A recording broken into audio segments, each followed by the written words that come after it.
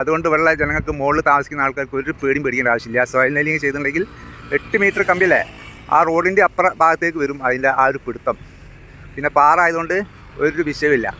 പക്ഷെ അവർ കൊണ്ടുവച്ച ഈ ഭാഗം അവർ എന്തായാലും എന്തെങ്കിലുമൊക്കെ കാട്ടുമെന്ന് വിചാരിക്കുക അല്ലേ. സ്നേഹിതന്മാരെ, എല്ലാവർക്കും നമ്മുടെ പുതിയ വീഡിയോയിലേക്ക് സ്വാഗതം കേട്ടോ. അപ്പോൾ NH66 ദേശീയപാത വികസനത്തിൻ്റെ ഭാഗമായി ഇപ്പം ഞാനത് മലാപ്പറമ്പ് കേട്ടോ. കോഴിക്കോട് ബൈപ്പാസിലെ മലാപ്പറമ്പ് ഇങ്ങനെ പണി കൂടി വരിക കേട്ടോ. അപ്പോൾ ഇവിടുത്തെ വിശേഷങ്ങളൊക്കെ പറഞ്ഞുതരാം. അപ്പോൾ എല്ലാവരും സപ്പോർട്ട് ചെയ്താളി, ലൈക്കും സബ്സ്ക്രൈബ് ചെയ്യാത്തതൊക്കെ ചെയ്താളി കേട്ടോ. കേട്ടോ, ഇപ്പോൾ ഇവിടെ മലാപ്പറമ്പിൻ്റെ ഇപ്പുറത്തെ സൈഡിൽ നമ്മുടെ സർവീസ് റോഡിൻ്റെ വർക്ക് ഇങ്ങനെ നടന്നുകൊണ്ടിരിക്കുകയാണ്. ഒരു ഡേഞ്ചർ ഏരിയ ആയിരുന്നു. അപ്പോൾ അവർ സിമ്പിളായിട്ട് എങ്ങനെ എടുക്കാമെന്ന് വിചാരിച്ച് എങ്ങനെ പോയത് കേട്ടോ. പക്ഷേ ഇവിടെ പണികളൊക്കെ മാറി വരുന്നു. ഇനി ആദ്യം മുൻകൂട്ടി കണ്ടതാണെന്നറിയില്ല. ഇപ്പോൾ ഇവിടെ നമ്മുടെ മലാപ്പറമ്പ് ഭാഗത്തുനിന്ന് ഏകദേശം 6 മീറ്റർ വീതിയിലുള്ള സർവീസ് റോഡാട്ടോ വരുന്നത്. അത്യാവശ്യം വീതിയുണ്ട്. 2 വാഹനങ്ങൾക്ക് അങ്ങോട്ടും കൊണ്ട് പോകാനുള്ള തോതിലുള്ള സർവീസ് റോഡ്. അതുവരെ കോൺക്രീറ്റ് വാളൊക്കെ ചെയ്തു വെച്ചു. അവിടെ നിന്ന് ഇങ്ങോട്ട് പിന്നെ അവർ പണി മാറ്റിട്ടോ. അതവർ ആദ്യമേ കണ്ട പണി എന്നാന്ന് തോന്നുന്നു. കോൺക്രീറ്റ് അവിടെ കറക്റ്റ് കമ്പിയൊന്നും ഇടാതെ അവർ അവസാനിപ്പിച്ച് വെച്ചു അല്ലേ. ഓക്കെ, പക്ഷെ ഇനി എന്താ അവിടെ ചെയ്യുക? ഇവിടെ നിന്ന് അങ്ങോട്ട് ഇവർ soil nailing and short Crete work ചെയ്യാനുള്ള പരിപാടി കേട്ടോ. ഇവിടെ നല്ല ഹൈറ്റ് ഉണ്ട്. എങ്ങനെയായാലും ഒരു 30 അടി ഹൈറ്റ്, 30-40 അടി ഹൈറ്റ് ഉണ്ടാവും റോഡിൻ്റെ മുകളിൽ നിന്ന്. ആ ഹൈറ്റിന് അതിൻ്റെ മുകളിൽ കൂടി ഒരു 8 ഫൂട്ട് റോഡ് പോകുന്നുണ്ട് ആ സൈഡിൽ കൂടി. അങ്ങനെ അവിടെ കറക്റ്റ് ലെവലിൽ, ആ റോഡിൻ്റെ കറക്റ്റ് ലെവലിൽ മണ്ണ് ലെവലിൽ ഇടിച്ച് താത്തി ഒരു 10-25 അടി 30 അടിയോളം ഇടിച്ച് താത്തി അവിടെ ഒരു കോൺക്രീറ്റ് ഇട്ട്, കോൺക്രീറ്റിൻ്റെ മുകളിൽ അവിടെ കോറി വേസ്റ്റൊക്കെ ഇട്ടൊക്കെ ഇങ്ങനെ ഫില്ല് ചെയ്ത്, കോൺക്രീറ്റ് ചെയ്യാൻ വേണ്ടിയിട്ട് അവർക്ക് കുറേ കൂടുതൽ എടുക്കണമായിരുന്നു. അപ്പോൾ അതവിടെ ബാക്കി കോറി വേസ്റ്റൊക്കെ ഇട്ട് ഇങ്ങനെ ഫില്ലാക്കി വരുന്നുണ്ട്. ഇനി ഇവിടെ അതുപോലെ ഫില്ലാക്കുമായിരിക്കില്ലേ. ആ നമ്മുടെ ഹിറ്റാച്ചിൻ്റെ ഒക്കെ ഹൈറ്റ് കണ്ടോ, ഏകദേശം 20 അടിയോളം ഉണ്ട്. 20 അടിയോളം കോൺക്രീറ്റ് ഈ തലക്കലേക്കുണ്ട്. അവിടെ നിന്ന് അതിൻ്റെ മുകളിലേക്ക് ഒരു 10 അടിയും കൂടി ഉണ്ട് കേട്ടോ. മലാപ്പറമ്പ് ഈ ഭാഗത്തുള്ള സർവീസ് റോഡ് നമ്മുടെ ഈ സൈഡിൽ കൂടി എല്ലാവർക്കും അറിയാവുന്ന കാര്യമാണല്ലേ. ഇവിടെ ഇപ്പോൾ താൽക്കാലികമായിട്ട് ഇവിടെ ഒരു ഒഴിവുണ്ട്. അവിടെ നിന്ന് കൊണ്ട് നമ്മുടെ സർവീസ് റോഡിലേക്ക് കയറാം. അതിൻ്റെ പനാത്തായം അവിടേക്കാട്ടോ ഇതിൻ്റെ എക്സിറ്റ് വരുന്ന 6 വരിപ്പാതൻ്റെ നല്ല ആഹാരമുണ്ടല്ലേ, ലോങ് ഇങ്ങനെ കാണാൻ. അപ്പം ഈ ഭാഗം മൊത്തം അവർ കറക്റ്റ് ലെവലിൽ കുറച്ച് സ്ലോപ്പായിട്ട് ചെത്തിയെടുത്തിട്ട് അവിടെ നമ്മുടെ ഷോർട്ട് ക്രീറ്റിൻ്റെ വർക്ക് തുടങ്ങാൻ വേണ്ടിയിട്ടുള്ള പരിപാടിയൊക്കെ കേട്ടോ. അതിൻ്റെ മെഷീനുകളൊക്കെ അവിടെ എത്തി. അവിടെ അതിൻ്റെ മാർക്കിങ്ങുകളൊക്കെ നടക്കുന്നുണ്ട് കേട്ടോ.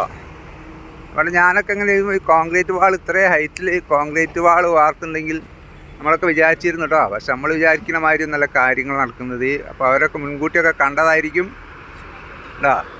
അവിടെ ഷോർട്ട് ക്രീറ്റിൻ്റെ വർക്കിനായിട്ട് അവർ മാർക്കിങ് നടത്തിക്കൊണ്ടിരിക്കുന്നുണ്ട്.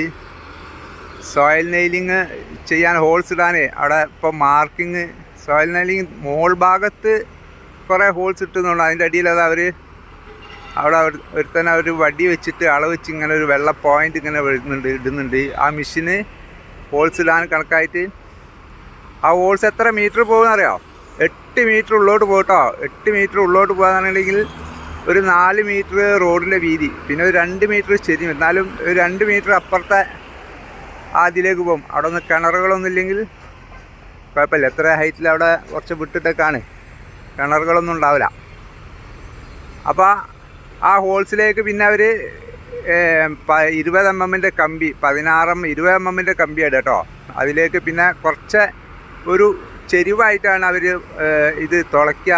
അതിലേക്ക് അവർ ഗ്രൗട്ട് സിമെൻറ്റിൻ്റെ ഒരു ചെറിയ കോൺക്രീറ്റ്, വലിയ മെറ്റലിലല്ല, ബേബി ചില്ലിൻ്റെ പോലത്തെ ചെറിയൊരു കോൺക്രീറ്റ് അതിലേക്ക് ഇറക്കിയിട്ട് ആ ഹോൾസ് ഫില്ലാക്കി കൊടുക്കുന്ന പരിപാടി.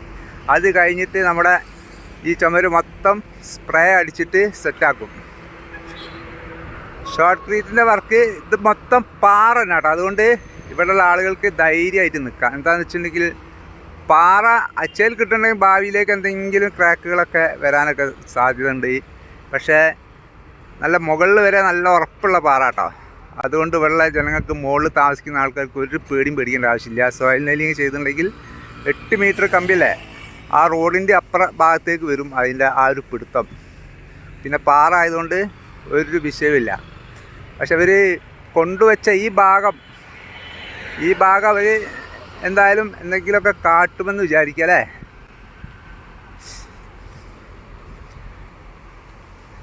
പിന്നെ കോൺക്രീറ്റിൻ്റെ വാൾ നല്ല തിക്കുണ്ട് കേട്ടോ. അടിയിലേക്ക് 3 അടി വീതിയൊക്കെ ഉണ്ട്. മോൾ ഭാഗം തന്നെ ഒരു 1.5 അടി വീതി കാണുന്നുണ്ട്. അടിയിലേക്ക് എന്തായാലും ഒരു 3 അടി ഉണ്ട്. അത്യാവശ്യം നല്ല സെറ്റപ്പ് വാൾ തന്നെയാണ് അവിടെ വാർത്തത്. പിന്നെ ക്യാമ്പ്സിൻ്റെ വർക്കിൽ ഇനി ഇതിലൊന്നൊരു ഫാൾട്ട് ഉണ്ടാവില്ല നമുക്ക് ധൈര്യപൂർവ്വം പറയട്ടോ.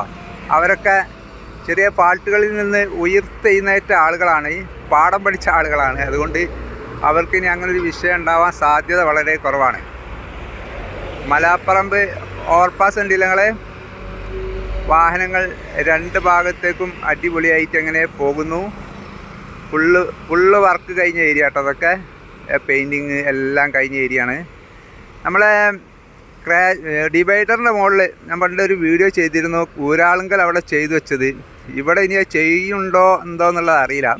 ഒരാളെങ്ങനെ കമൻറ്റിൽ പറഞ്ഞിരുന്നു കേട്ടോ, ഈ ഡിവൈഡറിൻ്റെ മുകളിൽ കംപ്ലീറ്റ് ഓപ്പോസിറ്റ് വരുന്ന ലൈറ്റ് രാത്രിയിൽ കണ്ണിലേക്ക് അടിക്കാതിരിക്കാൻ വേണ്ടിയിട്ട് അവിടെ ഒരു 1.5 അടി ഹൈറ്റുള്ള ഒരു ഫൈബറിൻ്റെ ഒരു സാധനം ഇങ്ങനെ അടുപ്പിച്ച് ഒരു 1.5 അടി വിട്ട് ഇങ്ങനെ വെച്ചിട്ടുണ്ട് കേട്ടോ. നല്ലൊരു പണിയാണത്.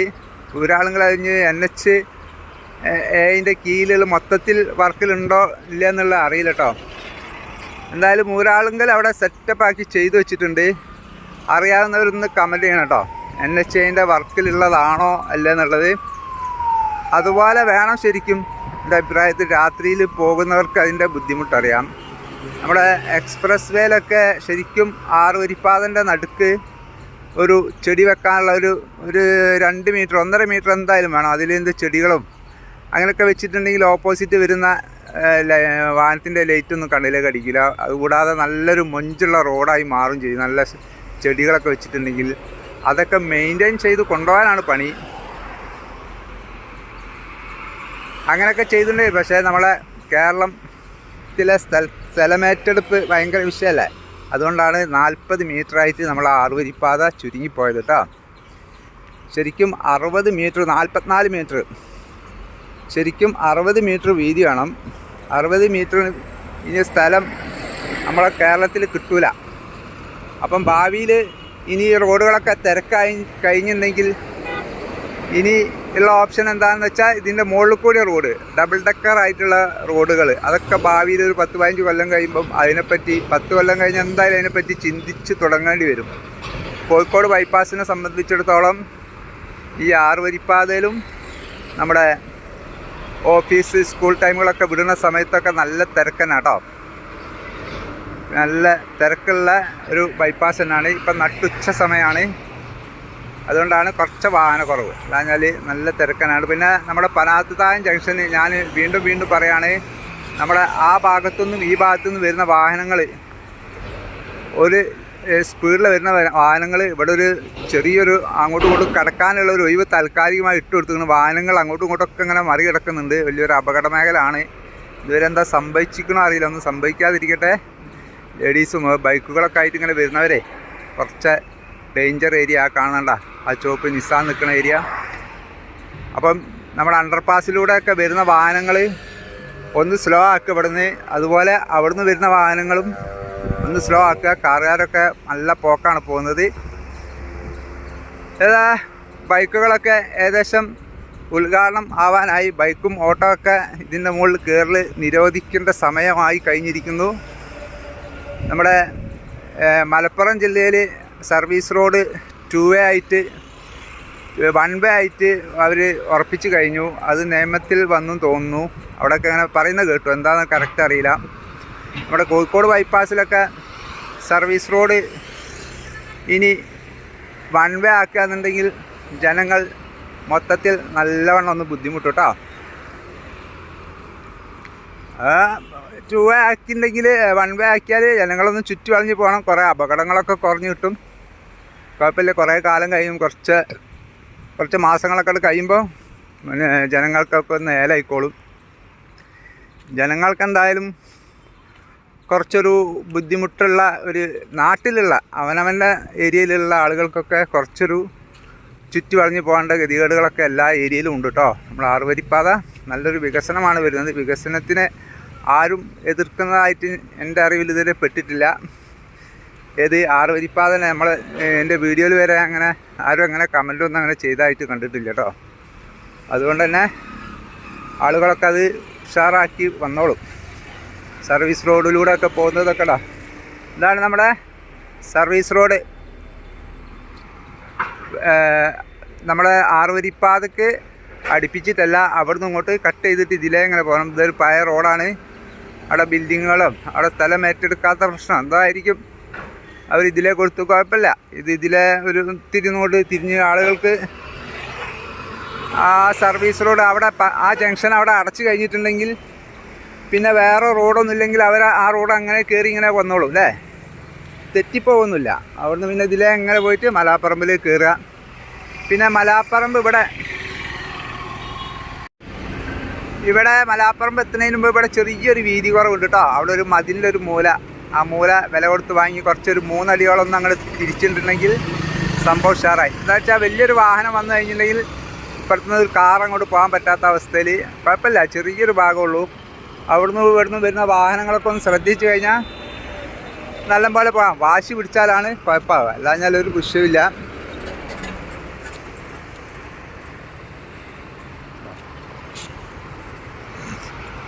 ഇപ്പോൾ അവിടെ റോഡിൻ്റെ പണികൾ ഏകദേശം അടിയിലായല്ലോ. പിന്നീട് ഒക്കെ മണ്ണിട്ട് അവിടെ ഫുള്ള് മൂടി കിടക്കുക കേട്ടോ. ഇനി ആ മണ്ണുകളൊക്കെ വാരി എടുത്ത് മാറ്റണം.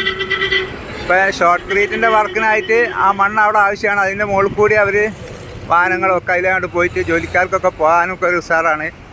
ആ മണ്ണ് അവിടെ തട്ടായിട്ട് കിടക്കുന്നതിന് കൊണ്ട് ഷോർട്ട് ക്രീറ്റിൻ്റെ വർക്കൊക്കെ അവർ അതിൻ്റെ മുകളിൽ തന്നെ ചെയ്യും. അത് കഴിഞ്ഞതിന് ശേഷം ആ മണ്ണുകളൊക്കെ ലെയർ മൊത്തം എടുത്ത് മാറ്റിയിട്ട് വേറെ എവിടെയെങ്കിലും കൊണ്ടിടേണ്ടി വരും കേട്ടോ. അപ്പോൾ സ്നേഹിതന്മാർ, ഇതൊക്കെയാണ് നമ്മുടെ മലാപ്പറമ്പിലെ വിശേഷങ്ങൾ. അപ്പോൾ എല്ലാവരും സപ്പോർട്ട് ചെയ്യാം കേട്ടോ. ലൈക്ക് ചെയ്യുക, സബ്സ്ക്രൈബ് ചെയ്യാത്തവർ സബ്സ്ക്രൈബ് ചെയ്യാനും മറക്കല്ലേ. അപ്പോൾ പുതിയ വീഡിയോ ആയിട്ട് വീണ്ടും വരാം. എല്ലാവർക്കും നല്ലൊരു ദിവസം നേരുന്നു. Bye bye.